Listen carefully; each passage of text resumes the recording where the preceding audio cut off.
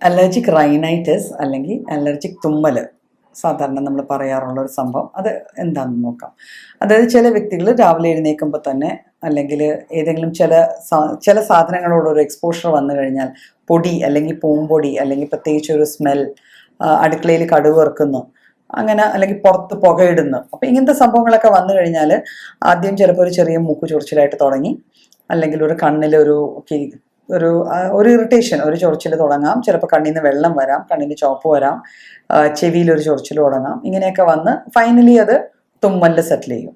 അപ്പം അതിനെയാണ് നമ്മൾ സാധാരണ അലർജിക് തുമ്മൽ എന്ന് പറയുക. റൈനൈറ്റിസ് എന്ന് പറയുമ്പോൾ ഇതെല്ലാം കൂടെ കൂടിയതാണ്. പക്ഷേ അലർജിക് തുമ്മൽ അല്ലെങ്കിൽ അലർജിക് സ്നീസിങ് എന്ന് പറയുന്നത് ഈ രീതിയിലുള്ളതാണ്. അപ്പം ഇത് വരാനായിട്ട് പലതരം കാരണങ്ങളുണ്ട്. ജനറലി അലർജിക് സ്നീസിങ് ഉള്ള ഒരാൾക്ക് അവരുടെ ഇമ്മ്യൂണോളജിക്കൽ റെസ്പോൺസ്, അവരുടെ ബ്ലഡിൽ നോക്കിക്കഴിഞ്ഞാൽ നമുക്ക് അറിയാൻ പറ്റും അവർക്കൊരു ഒരു സംഭവത്തിനോട് അല്ലെങ്കിൽ ആ ഒരു അലർജൻ എന്താണോ അവർക്ക് അലർജി കോസ് ചെയ്യണം, ആ ഒരു സാധനത്തിനോട് ഒരു പ്രത്യേകതരം റിയാക്ഷൻ ആയിരിക്കും അവരുടെ ബോഡി എടുക്കുക. ആ റിയാക്ഷൻ്റെ റിഫ്ലക്ഷനാണ് ഈ തുമ്മൽ എന്ന് പറഞ്ഞ് കാണുക. ചിലർക്ക് 1, 2, 3 തുമ്മൽ അതങ്ങ് നിൽക്കും. ചിലർ അങ്ങനെയല്ല, ഒരു 10-20 തുമ്മൽ കഴിഞ്ഞാലേ അത് നിൽക്കത്തുള്ളൂ. ചിലർ തുമ്മി ഫൈനലി അത് ചുമയായി മാറി, ബ്രോങ്കൈറ്റിസ് ആയി മാറി, പിന്നെ വീസിങ് ആയി മാറാറുണ്ട്. അപ്പം ഈ രീതിയിലാണ് അലർജിക് തുമ്മലിൻ്റെ പ്രോഗ്രഷൻ അല്ലെങ്കിൽ കൂടുക എന്ന് പറയുക.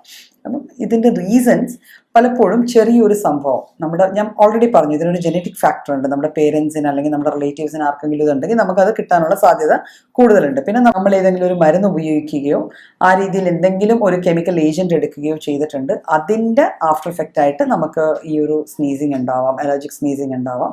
അലർജിക് സ്നീസിങ്ങിൻ്റെ പ്രത്യേകത, നമ്മൾ എപ്പോഴൊക്കെയാണോ ആ ടൈപ്പ് ഓഫ് ഏജൻറ്റിനോട് നമുക്കൊരു എക്സ്പോഷർ വരിക, അല്ലെങ്കിൽ അതിനോട് സാമ്യമായ ഒരു ഏജൻറ്റിനോട് എക്സ്പോഷർ വരിക, അപ്പോഴൊക്കെ നമുക്ക് ഈ അലർജിക് സ്നീസിങ് അല്ലെങ്കിൽ അലർജിക് തുമ്മലുണ്ടാവും. ഇതിൻ്റെ കൂട്ടത്തിൽ തന്നെ ചിലപ്പോൾ നമുക്ക് വല്ലാണ്ട് മൂക്കൊലിപ്പോ, മൂക്കിൽ നിന്ന് വെള്ളം വരികയോ വല്ലാണ്ട് വെള്ളം വരികയോ ചെയ്യും. ഇതിൻ്റെ ആഫ്റ്റർ എഫക്ട്സ് ആയിട്ട് ഈ ഇൻഫ്ലമേഷൻ്റെ ഈ ഒരു നീർവീഴ്ചയുടെ ഭാഗമായിട്ട് നമ്മുടെ എഡിനോയിഡ്സ് ഒക്കെ കയറി വീർത്ത് മൂക്കടപ്പുണ്ടാവാം, ശ്വാസം കിട്ടാതെ വരാം, മൂക്കിൽ കൂടെ ശ്വാസം എടുക്കാൻ ബുദ്ധിമുട്ട് നേരിടാം.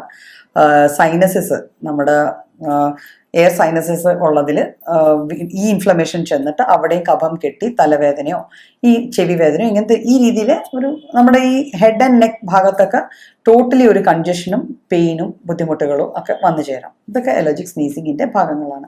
അപ്പം എങ്ങനെയാണ് നമുക്ക് അലർജിക് സ്നീസിങ് കോമ്പാറ്റ് ചെയ്യാൻ പറ്റുക? അലർജിക് സ്നീസിങ് ഒരു ബ്ലഡ് റിലേറ്റഡ് ഇഷ്യൂ ആയതുകൊണ്ട് നാച്ചുറലി നമുക്ക് ഇതിന് മെഡിക്കേഷൻസിന് ഒരു പ്രൈം ഇമ്പോർട്ടൻസ് ഉണ്ട്.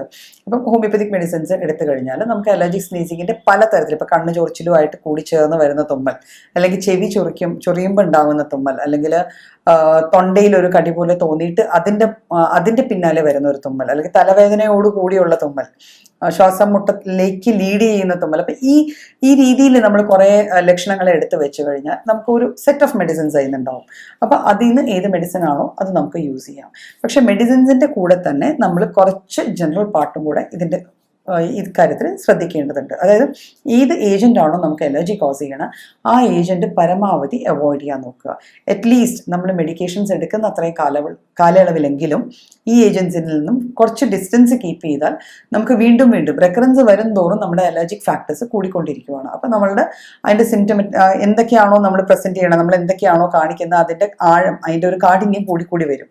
സോ മാക്സിമം നമുക്ക് എന്തിൽ നിന്നാണോ അലർജി ഉണ്ടാവുന്നത് ആ എക്സ്പോഷേഴ്സ് അതിനോടുള്ള നേരിട്ട് നമ്മൾ അതിനോട് ബന്ധപ്പെടാതെ ഇരിക്കാൻ ശ്രമിക്കുക. സെക്കൻഡ് തിങ് എന്ന് പറഞ്ഞാൽ ഇതിൻ്റെ കൂടെ നമുക്ക് കുറച്ച് ജനറൽ മാനേജ്മെൻറ്റ്, ചെറുതായിട്ട് ആവി പിടിക്കാം. അതുകൊണ്ട് നമ്മുടെ ഈ കഫക്കെട്ടൊക്കെ മാറി അവിടെ ഒരു ചെറിയ റിലാക്സേഷൻ കിട്ടും. പിന്നെ ചൂടുള്ള ഭക്ഷണമോ വെള്ളമോ കഴിക്കാം. അപ്പം ഇതെല്ലാം നമ്മുടെ ജനറൽ മാനേജ്മെൻറ്റ് പാർട്ടിൽ വരും. അപ്പം ഒരു അലർജിക് തുമ്മൽ സ്ഥിരമായി വരുന്ന ആൾ മെഡിസിൻ കഴിക്കാൻ പോകുന്നതിൻ്റെ കൂടെ തന്നെ ഈ തരത്തിലുള്ള കാര്യങ്ങളും കൂടെ ചെയ്താൽ ആ സ്നീസിങ് ഒരു പരിധി വരെ നമുക്ക് കൺട്രോൾ ചെയ്ത് റെഗുലർ ആക്കാൻ പറ്റാവുന്നതാണ്.